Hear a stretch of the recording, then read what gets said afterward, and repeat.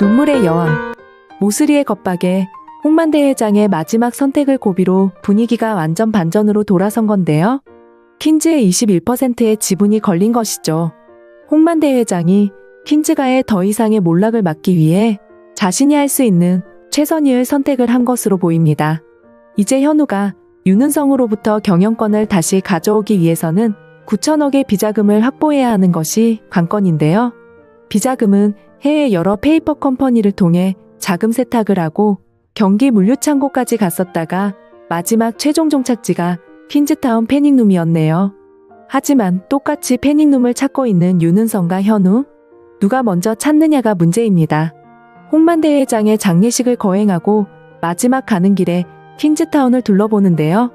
이 타임을 이용해 현우와 혜인을 비롯한 가족들이 패닉룸을 찾습니다. 엘리베이터 양방향을 이용한 패닉룸을 찾은 것 같은데요. 하지만 금고는 비어 있는 것으로 생각됩니다.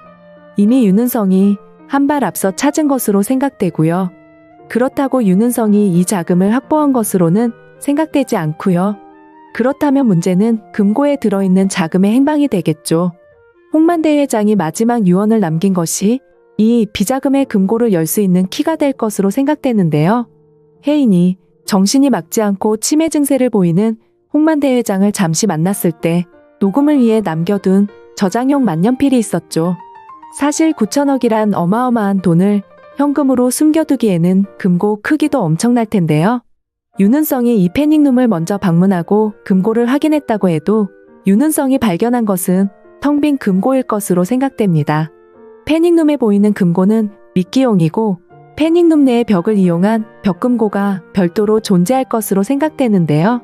비자금을 위한 자금 세탁을 10여 회를 거치면서 패닉룸까지 만든 홍만대 회장이 패닉룸을 발견하기만 하면 누구나 손에 넣을 수 있도록 허술하게 금고를 관리하지는 않았을 것이고요.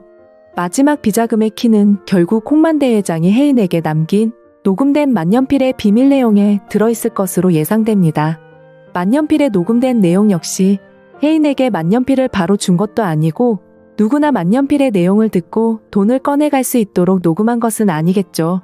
아마 홍만대 회장과 혜인이 둘만이 알 수 있는 추억의 만년필이었던 것처럼 두 사람만이 알 수 있는 금고의 번호를 이용했을 것으로 생각됩니다. 그리고 투자 사기 2조 원대, 홍수철과의 복합 리조트 신규 사업을 미끼로 퀸즈그룹 오너가의 주식을 뺏기 위해 윤은성이 저지른 투자 사기건인데요. 윤은성의 사주를 받은 투자 사기단 대표가 현우로 인해 경찰에 잡혔다가 일단 풀려난 상태에서 현우를 완전히 없애달라는 윤은성의 제의를 받았는데요. 투자 사기 정도의 죄는 최소한의 형량으로 집행유예를 제의하면서 가까스로 현우가 위험에서 벗어납니다. 윤은성이 현우를 처리했다는 연락을 받고도 대가를 바로 송금하지 않고 전화를 꺼버렸죠. 돈을 바로 입금 못 받고 결국에도 못 받는다면 이것은 온전히 처리한 사람 단독이 되는 것인데요. 그런 짓만 하고 먹고 사는 인생이 그 정도는 척하면 삼척이겠죠.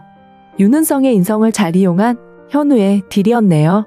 모슬이가 행사할 수 있는 퀸즈그룹의 권한도 모두 날아간 셈이고 이제 윤은성의 투자 사기 사건을 걸어서 윤은성의 경영권에 우선 제동을 걸어야 할 텐데요. 그리고 마지막으로 현우와 혜인이 비자금을 확보하면 퀸즈그룹의 모든 것은 원래 제자리로 돌아가겠네요. 남은 것은 혜인의 병인데요. 이 부분은 다른 영상에서 다시 확인해 보겠습니다. 오늘도 재미있으셨다면 좋아요와 구독 부탁드립니다. 감사합니다.